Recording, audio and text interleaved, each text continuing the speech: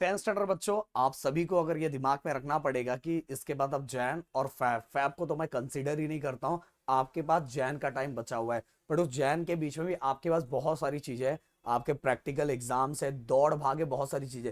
But देखो guys, अगर आपको स्कोर करना है तो आपको प्रॉपर प्लानिंग करनी पड़ेगी। सिस्टमैटिक वे में आपको पूरे 30 डेज का पता होना चाहिए, किस दिन आपको क्या करना है, किस दिन आपको पूरी की पूरी चीजें खत्म करनी है। अगर आप प्लानिंग नहीं करोगे, बस सुबह उठ रहे हो, जो मर्जी कर रहा है वो कर रहे हो, तो बिल्कुल गलत ट्रैक पे जा रहे हो भाई। आप बोर्ड एग्जाम देने जा रहे हो और बोर्ड एग्जाम की पहले से प्रॉपर तरीके से प्लानिंग होनी चाहिए।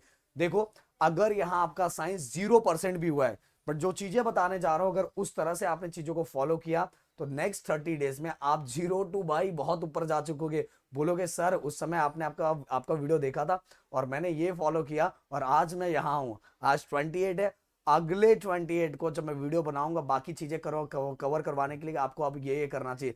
तब आप बोलोगे कि सर उस समय मैंने आपकी बात सुनी थी और मैं आज यहाँ पहुंचा हूं। तो मैं यही चाहूंगा कि प्लीज जो चीजें बता रहा हूँ, दिल से बता रहा हूँ, उन सभी को फॉलो करना।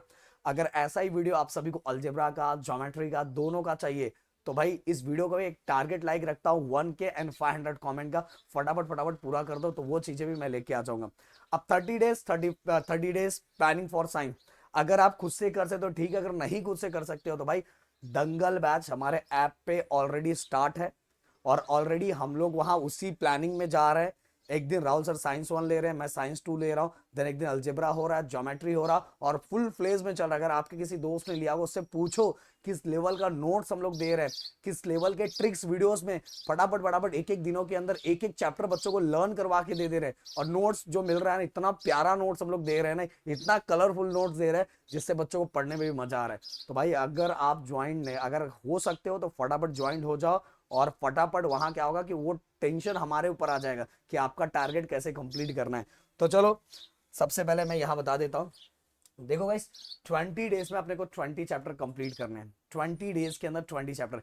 क्योंकि देखो साइंस के बाद हमारे पास अलजेब्रा ज्योमेट्री भी है, मतलब मैथ भी है, एसएसटी भी है, लैंग्वेजेस भी है। लैंग्वेजेस को तो इतना भी टेंशन नहीं है, लैंग्वेजेस का बिल्कुल टेंशन नहीं है, मतलब आपके पढ़ने का तरीका गलत है।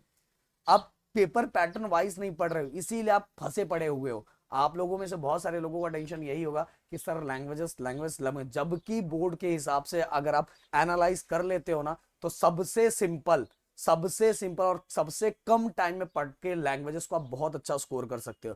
अब वही गलती तो यहाँ हो रही है, साइंस में भी वही गलती हो रही है।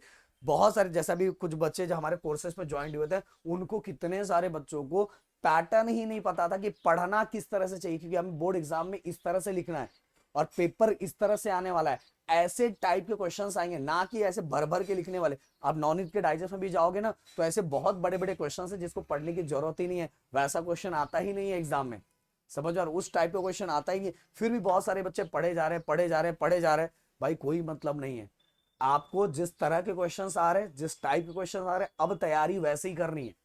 अब वो तैयारी गई, समझने समझाने का टाइम खत्म। अब लास्ट टाइम चल रहा हो, इस लास्ट टाइम में आपको एग्जाम पॉइंट ऑफ व्यू पढ़ना चाहिए कि एग्जाम में किस तरह के क्वेश्चंस, ये क्वेश्चन किस तरह के आएगा और ये क्वेश्चन किस तरह का पूछा जाएगा। इस तरह से समझना है और इस तरह से तैयारी करनी है। लास्ट टाइम ये चल रहा है।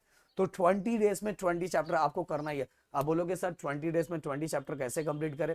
देखो, सबसे पहली बात तो बता देना चाहता हूँ, अपना ही ऐसा प्लेटफॉर्म है जिस प्लेटफॉर्म पे 10th स्टैंडर्ड का पूरा A to Z सभी के सभी जितने भी सब्जेक्ट है, सब सब्जेक्ट के कंटेंट आपको मिलेंगे। और सब कंटेंट इतने प्यारे कंटेंट मिलेंगे कि हम अपने दोस्तों के दुख और दर्द को समझते हैं, तो उनको कैसे कैसे क्या क्या कंप्लीट करना है, उस तरह की चीजें हमने बनाई है। तो 20 डेज क्या, आप चाहोगे तो 10 डेज में पूरा साइंस 1 और साइंस 2 पूरा खत्म कर दोगे। फिर भी मैंने ऐसा टारगेट रखा हुआ है 20 डेज 20 चैप्टर, क्योंकि गाइस आपको साइंस के अलावा बाकी चीजें भी करनी है। तो 20 डेज में 20 चैप्टर आपने किया, जो हमारे वीडियोस हैं उनको देख के आपने कंप्लीट किया। बस बोल रहा हूं, बस उतना करो, एग्जाम फोड़ के आओगे, समझ जाओ भाई।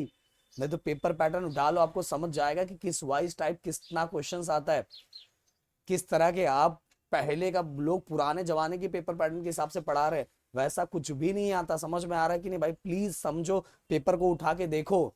दूसरा, लास्ट 10 डेज के अंदर आपने जो भी पढ़ा है, टोटल 30 डेज मैंने बोला है, लास्ट 10 डेज के अंदर जो भी पढ़ा है उसको रिवाइज करना है, उसको रिवाइज करना है।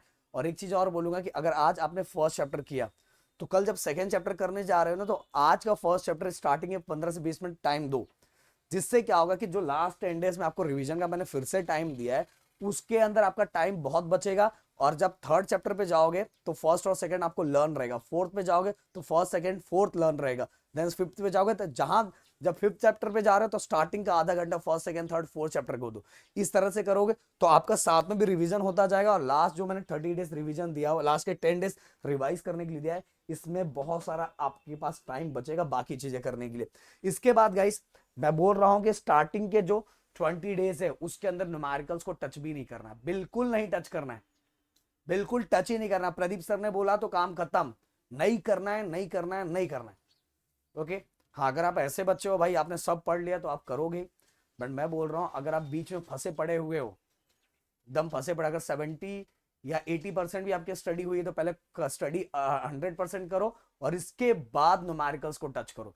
इसीलिए लास्ट के 10 डेज में रिवीजन, अब लास्ट के 10 डेज में न्यूमेरिकल्स करना है, वो भी न्यूमेरिकल्स बहुत गिने चुने चैप्टर का करना है, सबका नहीं करना है, सबका बिल्कुल नहीं करना। सबसे पहले आपको सॉल्व न्यूमेरिकल करना है जो बुक में सॉल्व किया हुआ है, समझ में आ रहा है। और अनसॉल्व न्यूमेरिकल जो बहुत सिंपल सिंपल है, जो बहुत डिफिकल्ट लेवल का आपको देख के समझ में आएगा, वैसे डिफिकल्ट लेवल के न्यूमेरिकल एग्जाम में नहीं पूछे जाते, ये दिमाग में रख लो। इसके बाद लास्ट 10 डेज, उसी 10 डेज में जो 20 लास्ट 10 डेज में आपको डायग्राम की भी प्रैक्टिस करनी है, जो साइंस 1 में दिया रहा है, जो साइंस 2 में दिया रहा है। इसके बाद मोस्ट इंपॉर्टेंट चीज 21 और नॉनीत, अगर आप ऐसे स्टूडेंट हो ओनली साइंस 1 और साइंस 2 का टेक्स्ट बुक के पीछे जो क्वेश्चन एक्सरसाइज दिया रहता है बस वो पढ़ रहे हो तो भाई बिल्कुल मझधार में फंसे पड़े हुए हैं, उससे तैयारी करके आप कुछ भी गड़बड़ हो सकता है। इसीलिए 21 में जो क्वेश्चन दिया हुआ, या नॉन ईस्ट से पढ़ रहे तो भी चलेगा, पर नॉन ईस्ट में बहुत सारे क्वेश्चन बहुत एक्स्ट्रा दिए हुए, उसका पढ़ के करके कोई मतलब नहीं है। तो नॉन ईस्ट के 21 की जो 21 बुक का नाम है उससे आप तैयारी कर सकते हो। और गाइस इन 20 डेज के अंदर, 30 डेज तो आपका रिवीजन है, या तो 30 डेज के अंदर एटलीस्ट 3 पेपर आपकी प्रैक्टिस हो जानी चाहिए।